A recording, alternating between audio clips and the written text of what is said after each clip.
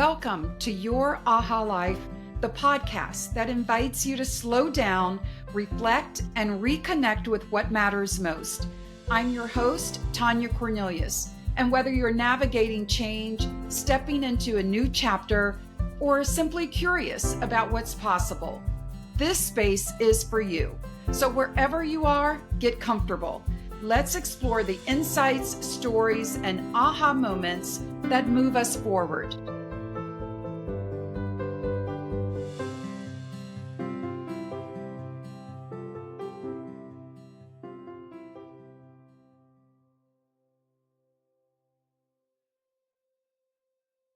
Hi, everyone. Welcome to Your Aha Life, the podcast. I'm your host, Tonya Cornileus. And before I introduce my guest, I want to just say I'm so happy to actually be on the podcast today. This is the first in a long time where I've actually recorded video to the podcast, and I've had a guest on. So I've been talking to myself or talking to you all, but doing it solo for about a year now. And I thought, okay, it's great, but conversations with others and learning the stories of other people and their journeys is so much more interesting to me and hopefully also interesting to you. So with that in mind, I want to welcome my friend and my guest, Jenn Andreou. And so welcome, Jenn. Thank you, Tonya. Thank you so much for having me. Yeah, you're the first, Jenn. So yeah, I know it's a little pressure, but okay. it's going to be awesome. It's going to I be love it. awesome. So I'm going to just read a little bit of your bio, and then we're going to jump right into the Okay. conversation. Okay, so Jenn Andreou is an actualized living coach. Love that already, Jenn. Founder of Springboard Coaching and a grief recovery method specialist. In her work, Jenn helps grievers who feel stuck in their pain of their losses to move through grief and take action to regain their well-being. Yeah, it's going to be an interesting discussion. For 25 years, Jenn worked as an advertising executive and then moved because of her own personal experience, which she's going to share with us, into grief recovery. And it's an interesting story, and it's a story about transitions also. So, which is something that I care so much about.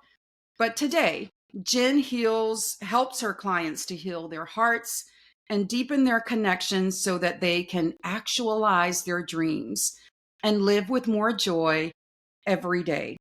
So, Jenn, I want to welcome you again to Your Aha Life, the podcast. Thank you. It is an honor to be here, Tonya. Yeah. So we're going to jump right in because we don't have a whole lot of time, and we're going to not bury the lead here. So the first question that I have for you, and I want you to kind of set the table with our viewers and our listeners, is around your own experience. So I'd like you to share a little bit about your personal journey, what drew you to this work of grief recovery, and maybe even you can share with us a little bit about what is grief. We'll talk about that. But what drew you to this work as a grief recovery method specialist and well-being? Great. Okay. Well, I'm Jenn Andreou, and I never thought I'd be in this work, first of all. So let's just put that out there. I grew up in Connecticut, and when I was a freshman in college, my mom died of liver cancer, and I was devastated. And I thought with time, I did the therapy, I went to support groups, I moved away, and I kept busy, basically, is what I did. And I believed what those other people told me, which was time would heal it.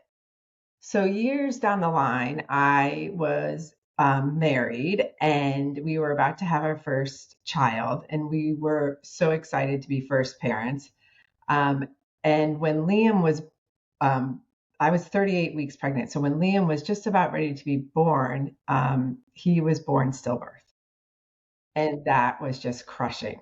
I was completely devastated. Um, and I knew that no amount of therapy, no amount of time would really get me back on my feet again. But I did those things. Like I kept busy. I had this little magic elf for Christmas that was called Liam, and I would give him to my nieces and nephews so that they could honor him during the holidays. Um, but I was going to work like a robot. Like I would go to the work, I would go to the grocery store, I would go home, I would go to the gym, but there would be zero joy in my life at all, in all areas. And I was just operating like a robot. I really wasn't even feeling. So fast forward 17 years later, I found myself in a presentation, and this woman was speaking about a woman whose son had died. And all of a sudden, I was in a pool of tears. And I was like so surprised and shocked. I was like, what is going on? I thought, I had a new career in coaching. I was married to a wonderful man. We were traveling the world. And all of a sudden, I was right back in that day of when I lost Liam. And um, so that woman in that presentation was talking about the grief recovery method. And so I spoke to her after the meeting and, I got myself together and, learned more about it. And then eventually I signed up to become a specialist because I was like, wow, this is that bridge in a way that I needed to heal myself. And that really, truly, I was able to express all the things that I wish were better, different, or more in my relationship with my mom and my son and how they left too early. And it really was the first time I was truly healing. And so that is why I am a grief recovery method specialist today, to give this work to others and to just give them the joy that, healing is possible. That makes so much sense. And thank you so much for sharing your story. And I understand now the grounding with which how you came to this work. And it wasn't just something that you said, oh, let me help people who are grieving. No, you yourself were grieving. And there were so many stories that we hear about grief, right? Like you said it, that time will heal all wounds. And so that's, I think, where I want to go next in this is story. We hear so many things about grief. Can you share with us what is grief? And then what are some of the misconceptions or myths that we have about grief? Yeah. And this is also like, I learned so much because the grief recovery method has two definitions of grief. So the first one is grief is the normal and natural reaction to loss of any kind. And then the second one is grief is the conflicting feelings caused by the end of or change in a familiar pattern. So the most misconception thing I think around grief is that it's not just death and divorce. You know, moving any kind of change in your pattern of behavior from what was to what is no longer present is grief. And you'll experience loss in that grief. So whether it's losing a pet, moving, financial loss, loss of safety, health, all of that is grief. And I know for me, I didn't recognize all of that. And what I like to just give a little visual, like if you were born and you were born with an empty backpack, and you're a baby and you're just being a baby and you're going along the way. And then as you grow up, you have this empty backpack. And in the backpack, you start putting your losses and the events of grief in the backpack. So say, a best friend might move away and you might put a pebble or a rock in your backpack, or a pet dies, or siblings move away, or there might be estrangements from friends all of a sudden. and more rocks, pebbles go in your backpack. And we're burdened, we're heavy now, we're walking around and we're not really realizing it. And nobody is really telling us how to empty out the backpack.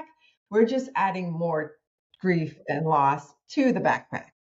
So that when, maybe a rock or even a boulder, like a partner might die, a grandparent, you lose a grandparent, or, you might get divorced yourself. And then find yourself either seeking support at that point, but still not really processing those emotions or knowing how to. Yeah. Can we just like park it right there? Like, you opened my eyes to that. You opened my eyes to see that grief is more than what we have probably thought of it before. That, yeah, when someone dies, or even if you get a divorce, you're going to grieve, of course. But grief is almost just, it's a part of our life. It's woven into the fabric of our lives, because gaining and losing are also a part of life. And I personally have, I just moved. I moved from Connecticut after 16 years to South Carolina, and leaving behind, the comforts of Connecticut that I had grown accustomed to, and having to adjust here. Now, while there might be a lot of excitement and things like that, there's also a loss of friends that I was in contact with more frequently, and all of those things. I say that to say, and I have you on here because I want to have a conversation, and I want all of our audience to see and hear you. But you normalize. I think that's what I want to say, and I thank you for that. You normalized what loss is, and what grief is in our lives, and it's nothing to be ashamed of. It's nothing um that we feel like we're out of whack or something like that. No. But I love your metaphor or analogy of the backpack, of just constantly going through life and putting experiences in that create, that have this feeling of loss, that have grief associated with it, but not knowing how to carry that backpack when it gets really heavy, and not knowing how to empty it so that you can also experience more joy in your life. So thank you so much for sharing that. Go on. I just had to kind of park it there for a moment. Yeah. And I love what you put in, Tanya, too, because it represents that 100% of us are grievers. And when you think of all the different transitions, the different, places we are in our lives, and we go about, and then it just kind of gets stuffed. The other Yes. visual is, if you had a tea kettle and you were just putting them in the tea kettle, and that you are, stuffing them, so there's no way that the tea kettle can release the air, then at some point there's going, to be a lot of emotion that just come out all of a sudden. And so in the normal and natural reaction to loss of any kind, to me, realizing that yes, it's normal to grieve, and society doesn't say that that's normal. And so we go into what we have learned, which are those myths and misinformation, and how we go about being with others or even with ourselves. Like for me, I know, the myths around grief, the Grief Recovery Institute goes over are, keep busy, don't feel bad. Like, a child comes home and their best friend doesn't want to talk to them anymore. Don't feel bad. You'll find another friend. Here's a cookie, like everything's going to be okay. Where we're not able to just have feelings, and whether they're good or bad. And then, replace the loss. Like I know growing up, I had pet rabbit, and my mother, every time the rabbit would die, she would get me the exact same rabbit. And we called it the exact same name. And it was like, I don't want you to feel bad about that rabbit dying. So I'm going to get you another rabbit and replace the loss, where I have feelings that, were just kind of pushed aside. And I feel like there's a lot of things in society that, whether it's around the myths or, grieve alone, like I feel like when we're in, if you're going to cry, go to your room. Like if something Yeah. happens at the dinner table, like Yeah. that's not an option either.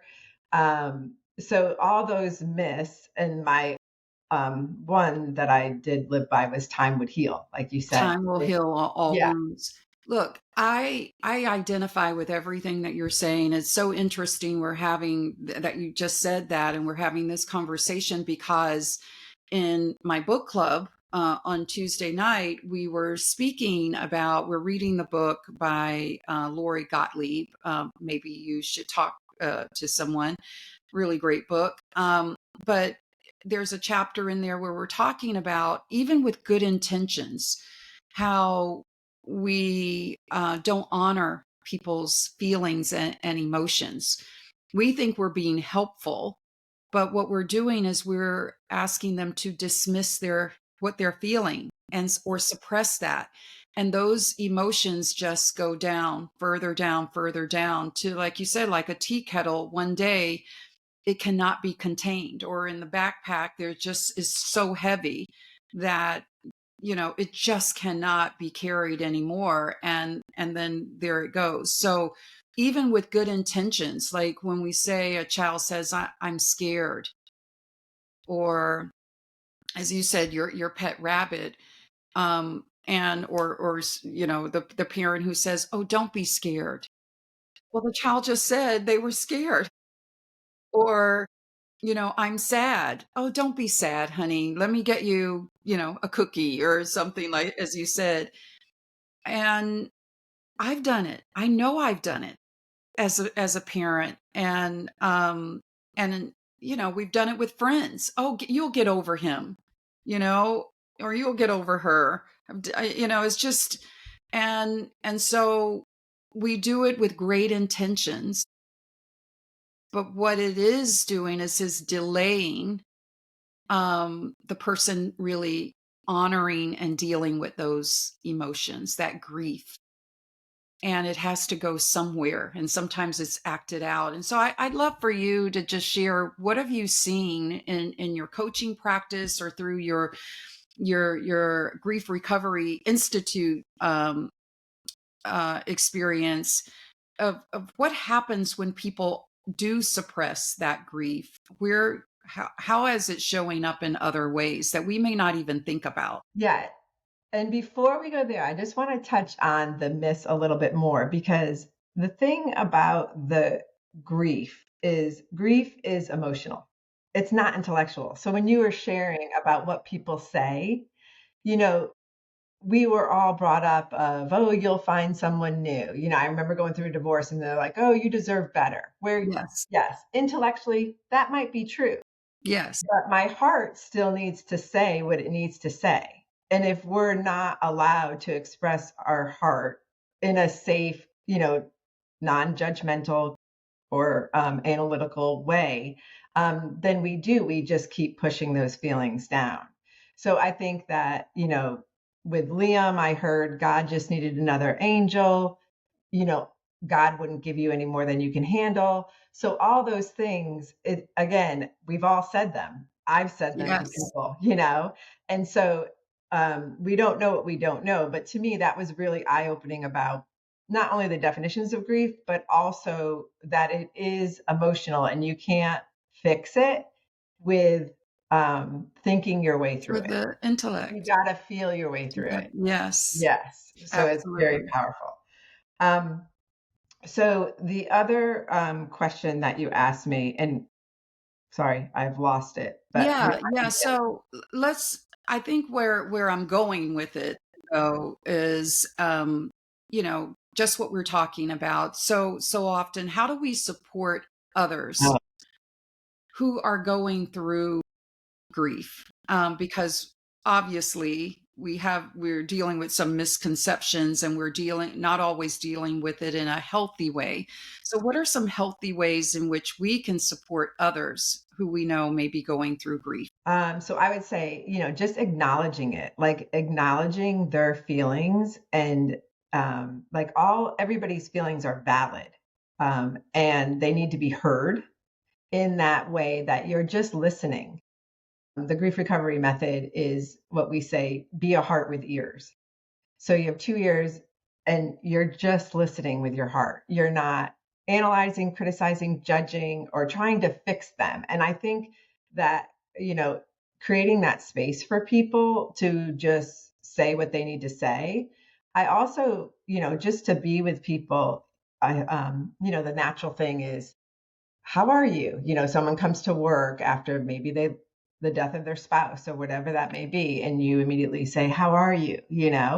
And that is one of those things that we ask people all the time. And I know I try to get out of the habit of that because people answer with, I'm fine, I'm fine. Yes. And, we're just, again, pushing those feelings down when some days we might be okay. And other days I have it that fine is feelings inside not expressed. So it's not that I want to, have all my Can feelings you say that that, again? I love that. so Fine yeah, is feelings inside not expressed. mm, Um, so if we're just going about and answering that question, how are you, all the time with fine, we're really lying to ourselves. And I think it's a practice of getting into, how do I really feel? Like we don't really ever access that. And sometimes I get it. Like you're going through the checkout line at the Publix and you don't want to be like, lay everything on what's going on in your life on the cashier. But there are things that might still be truthful that you could say to somebody, and say, well, today is better than yesterday, you know, but really being with your feelings. And then for others, that heart with ears is so important. Like when you're supporting somebody, you're not comparing your loss, like my mother passed away. I know your mother passed away. If you were sharing about your mom, I wouldn't, I would say to you, Tonya, I can't imagine how you're feeling. Like, I know what it was like for me with my mom, but I don't know, what it was like for you. It sounds very, sad and you sound hurtful and, yeah. all those things. And so letting them access their feelings around that, because you could say to me, oh no, I wasn't hurt. Like, with my grandmother, she passed away when she was 102. I wasn't angry. I wasn't hurt. That like there's a wide range of feelings I had, and those weren't them. So just allowing people to express. But even if I said, or someone said to me, oh, are you sad? I would be like, no, I'm not sad. I'm just really glad I had the time that I had with her. But I get to express my feelings around it and what's my truth around that relationship, Yes. which Yeah. is very different than, Instead of projecting our own experiences, it's one thing to have empathy, but not to project our emotions onto the other person, letting them again express what it is that they are feeling. Is there a better question though for us to ask instead of how are you doing? well, I use the question to get away from that is, how are you in this moment? Because that also, if you have to ask that question and not an open ended question about, what did you do this weekend? What happened last night? If you know more about the person. But that always brings people in this moment feelings, as opposed to, how are you today? Is, well, I'm sad. And then I'm going to be sad today, the whole day. Right. So that's in supporting others. How do we allow ourselves to be supported? Because I find that's another thing that happens during grief. When we are going through grief, sometimes we will isolate ourselves. Um, how can the person who's grieving create space to allow others to support them. Yeah, and that's a great question because it's really up to us, like what we view as support for us. Like everybody views support differently, and what I need might not be what you need. So I think the first step is really getting clear on what it is that you need. So for me, like my support might look like I need, and I use Brene Brown's, like she has that square squad that she says with her friends, you know. So there might be only 4 or 5 friends that you can fit on that little square squad that you use, that you say, okay, these are the people that I know are safe and I can talk to, and I feel that they're just the heart with ears. And so I can allow myself that support. Now, what does it look like? Like maybe I need Tonya to text me every morning and just say, thinking of you, or every night and just say, thinking of you, or good night, or whatever that may be. And maybe I think too, for us, it's having support, getting support, like taking action on our part to get the support that we need and ask for it, but also allowing ourselves boundaries around, the holidays are coming up. Yes. I feel like maybe I want to attend that holiday party, but I might not want to when it comes down to it, when the day comes and the moment comes. And so, letting the host know that, hey, I'm going to be tentative. And if I come, I might only stay for 15 minutes, but I really appreciate you inviting me. I just wanted to let you know. So there's always an exit plan where, if you're not feeling great at that night or even in the moment, you can feel free that you have made that contact with somebody and you can go. But I do think it's important to not isolate, as that's one of the myths of grieve alone, and really get out there, establish boundaries, um, and take care of yourself. Like, eating, exercise, being with nature, like bringing things in that really keep your well being up. Yeah. And so those are some of the things that move us forward, right? Anything else you would add on like, okay, I've sat in my grief. I've given great adequate time to really process this grief. Now I'm ready to move forward. What do you suggest for people who are at that stage in the process? Yeah. And for me, it's the speaking it out, like what the heart has to speak it out. So whether it's with a therapist, whether it's with a grief recovery method specialist, get some support on going through how are you emptying your backpack? Because in the backpack, there's all when something happens in a relationship, we look at it and say, what do I wish were better, different, or more in that relationship? And if we're not getting complete on our emotions, like me, it's bound to come back. 17 years later, I'm in a presentation and I'm like, I'm not complete. So you have to take action. And that's the thing, that's the hard part. Like we can't just sit. If you had a broke or a cut in your arm, you wouldn't just sit there and watch it bleed. You would go to the doctor, you would get stitches. And it's the same with our heart. Like we have to take action around our heart and get it the support that it needs. Um, so we have to, do those things and it's emotional, it's not intellectual. So you can't think your way through it. You really have to get that support. And to me, I have found the grief recovery method was the way that truly helped me heal and find that joy again. I'm so happy because that's where I'm going next as we have a few more minutes here together. Um, you found joy. And it seems, Jen, that so many people I talk to, whatever situation they've been through, they find joy partly through serving others who have who are experiencing what similar to what they've been through.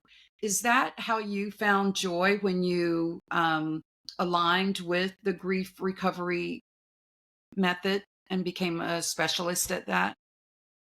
Well, what I love about the grief recovery method is it's not like a group of people that have to have the same kind of loss. Like all of us have loss all of it is experienced at 100%. So I feel like for me, it was a tool that I'm very much A type personality. So it was the how to. Like I never knew there was a how to and that it was possible. Like I heard a lot of, oh, you never get over the loss of a child. Like that's not even possible. So I believed that until this. And I was like, oh, there is a way, there is a how to. And so that to me was one of the big aha moments for me is realizing that and that, I'm not alone in it. Because I think a lot of times we feel like we're alone and it is personal to us what's on our heart and our, we need to recover from. And in doing that, I feel like it is best done with community and in a healthy way of expressing it, which you create that safe space for people. Yeah. So you touched on kind of one of my last questions, and that is the aha moment. So if there's anything else that you want to say there, because I believe in the power of these moments that deliver such insight to our lives that can change us in such meaningful ways. And certainly the experience of losing Liam and going through the healing process, I get that. But is there anything else that was an aha moment that you felt really redirected you or changed how you experience life? Yeah, I think, well, the aha moment in that presentation and the aha moment when I was working in advertising, I had the moment of going into coaching. Like people would come in my office, they would talk to me about their lives, and I enjoyed that part. And I was like, what am I doing? But I think all in all moments, there has to be an action that you take. And so I took that action to get into the recovery, I mean, into coaching. And then from there, I think my life purpose is joy. And so when I went from coaching, I was really experiencing joy. And then to the grief stuff, family would say, oh, is that really hard for you? Like, to listen. And I was like, oh my gosh, the aha moment of the joy of what people get at the end of going through an educational program and completing their incomplete, emotions around their losses is so much joy in that. And I never, again, crazy, I would never think I would be in this field at all. Life has a way of, Yeah. just the twists and turns. And, one of the components of aha living for me and in your aha life is flow. And it's not just the immersion in a task that you're so enthralled with and so immersed in. It's also about letting go and seeing where life is taking you. Because with the ups and downs, the hills and valleys and all of that, if we just stay open, Yes. I believe that we end up in some beautiful places that we would have never found ourselves in. And I'm so happy that through everything that you have found your joy through coaching, through serving those who are going through the grief process. Thank you for sharing a little bit with us about the grief recovery method. And anything else that you want to say? And as you close, please give our listeners a way in which they can stay connected with you, Jenn. Thank you, Tonya. I guess I just want to put in that healing is possible and you're not alone. Like those are the two things because I know it feels that way. Um, and to be the heart with ears and that you're loved and cared for and your grief matters. Um, how to get in touch with me, through springboardcoaching.org. You could do a connection call with me there. You can get on my email list. I'm on Facebook, LinkedIn under Jennifer O'Connor Andreou, and then also Instagram. I have Miss Jenna O'Connor is my handle there. We'll put it in the show notes. Yeah. So Yes. all I'd love to connect with people. And like you said, it's just building community and know that, there is community out there. And yeah, it just takes that action step to connect. And Yeah. so, yes, Thank you so much. I know that you absolutely. are in the midst of a grief recovery method program right now with some of your clients, but also that one is coming up in January. So if you're a listener and you're watching this and you are interested, or you know someone else who could benefit from this, please do get in touch with Jenn Andreou and find out more. Jenn, I want to thank you for having this conversation with me. This is not a conversation that I could have done alone. You add so much personal experience, and but you've taught us that everyone goes through this. This is to normalize that we all have loss, we all have grief, and that's my big takeaway. But we also can't just continue to carry that backpack around without finding a way to empty it at times and find our joy again. So I want to thank you for being on with me today, and we'll talk soon. Thanks, Tonya. All right. Bye.